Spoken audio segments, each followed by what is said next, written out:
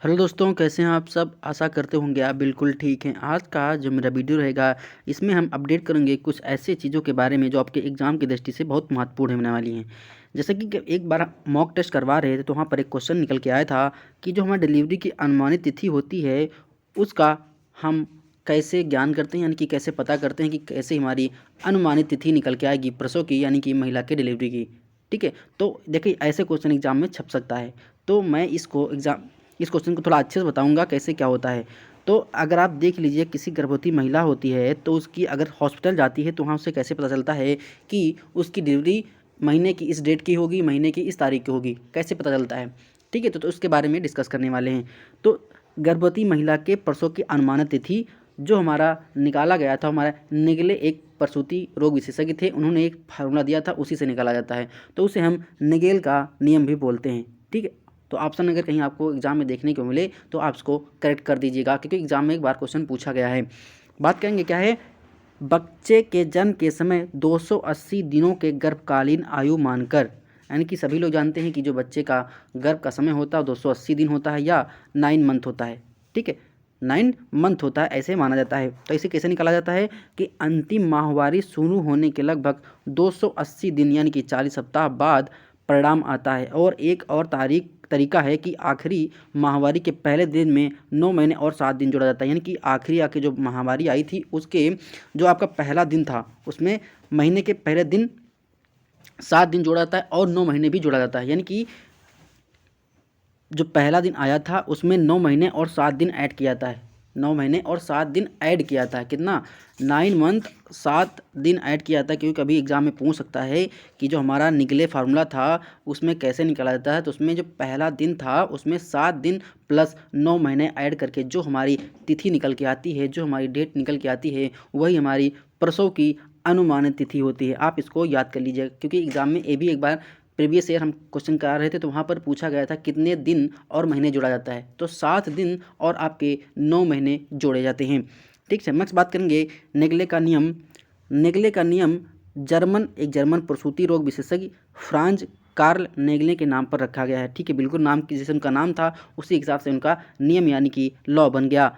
जिन्होंने नियम तैयार किया था नेगले का नियम, नेगले जो हमारे थे उनका जन्म 12 जुलाई 1778 ईस्वी को डसलडोर्फ जर्मनी में हुआ था। ये खास इंपॉर्टेंट नहीं है, बस आपके लिए थोड़ा इन्फॉर्मेशन हो जाए इसके लिए बता रहे हैं।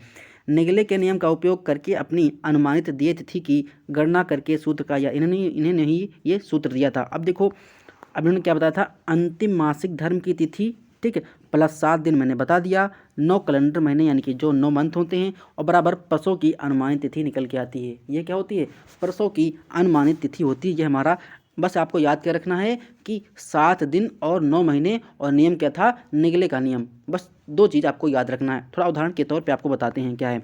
जैसे एलएमपी होता है, मतलब पूर्ण भ्रूण अवस्था, आपको 8 मई 2020 को थी। अब उसमें क्या करेंगे, एक वर्ष अगर आप जोड़ेंगे तो 8, जैसे 8 मई 2020 था तो 8 मई 2020 में जब एक वर्ष आप जोड़ेंगे तो 8 मई 2021 हो जाएगा।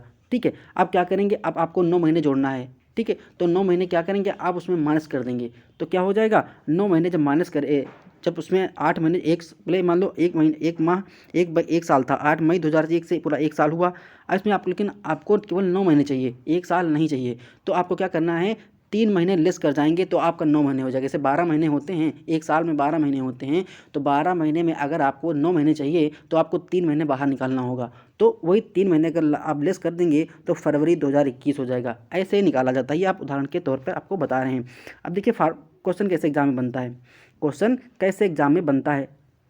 ठीक है, तो देखो क्वेश्चन एग्जाम में ऐसे बनता है कि डिलीवरी की जो अनुमानित तिथि का उपयोग करना की जाती है, जो तिथि निकाली जाती है वो कौन से फार्मूले से निकाली जाती है। तो हमारा निगले का नियम होता है, इसको आप सही कर ले जाइएगा। और आपको क्या करना है, 7 दिन और 9 महीना याद रखना है, ये आपको ऐड किए जाते हैं अनुमानित तिथि निकालने के लिए। ठीक है, 2 ही 3 चीज़ याद करा रखना है, क्योंकि अभी कहीं एग्जाम में देखने को मिल जाए तो आपका 1 नंबर पक्का हो जाए। कोई भी हमारा एग्जाम हो, चाहे यूपीएनएचएम का हो, चाहे मुक्सेबका का हो, किसी भी एग्जाम का हो तो ये पॉइंट आपको याद रखना है। अच्छा, आपको ये सब याद क्यों रखना है? मान लो आप मुख्य सेविका के पद पर चयनित होते हैं तो वहाँ पर अगर किसी महिला का आपको डेट निकालना है प्रसव का तो आप ऐसे निकाल सकते हैं, ठीक। इसलिए क्योंकि आपका जो मुख्य सेविका का पद है जनरली ये बच्चों के स्वास्थ्य की बात करता है और महिलाओं की सुरक्षा एवं स्वास्थ्य की बात करता है, ठीक। इसीलिए ऐसे क्वेश्चन बन सकते हैं। नेक्स्ट बात करेंगे, थोड़ी व्याख्या आपको बता देते हैं जिससे ऊपर मैंने बताया था। जो प्रसव की अनुमानित तिथि होती है जिसे प्रसूति की अपेक्षित तिथि के रूप में जाना जाता है, और अनुमानित नियत तिथि केवल नियत तिथि गर्भवती महिला के लिए अनुमानित प्रसव तिथि का वर्णन करने वाला शब्द है। सामान्य गर्भधारण 37 से 42 सप्ताह के बीच होता है, ठीक है। 37 से 42 सप्ताह के बीच होता है, इसको आप याद रखिएगा।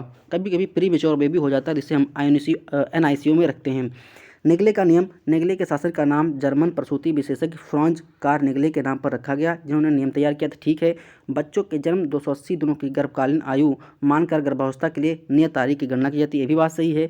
नियम 1 वर्ष जोड़कर 3 महीने घटाकर और गर्भकालीन आयु की उत्पत्ति में 7 दिन जोड़कर प्रसव की अपेक्षित तिथि यानी कि EDD का अनुमान लगाया जाता है, ठीक है। नेक्स्ट बात करेंगे, परिणाम पिछले मासिक धर्म की शुरुआत से लगभग 280 दिन यानी कि 40 सप्ताह रखा जाता है। एक और तरीका है कि आखिरी माहवारी के पहले दिन में 9 महीने और 7 दिन जोड़कर, यानी आप 280 दिन जोड़िए या आप 9 महीने 7 दिन जोड़िए, बात एक ही है। नेगले के नियम का उपयोग अपने अनुमानित तिथि की तारीख की गणना करके, जैसा मैंने भी बता ही दिया, तो ये हमारा फॉर्मूला था। अगर कहीं आपको एग्जाम में देखने को मिले तो आप एक नंबर पक्का कर ले जाइएगा, ठीक है। आशा करते हैं आपको वीडियो पसंद लगा होगा। अगर आपको वीडियो पसंद आया तो प्लीज़ वीडियो को लाइक करिए, शेयर करिए, सब्सक्राइब करिए और देखते रहिए हमारे यूट्यूब चैनल एग्जाम आरजू क्लासेस। मिलते हैं नेक्स्ट वीडियो में। धन्यवाद, शुक्रिया, आपका दिन शुभ हो, मंगलमय हो।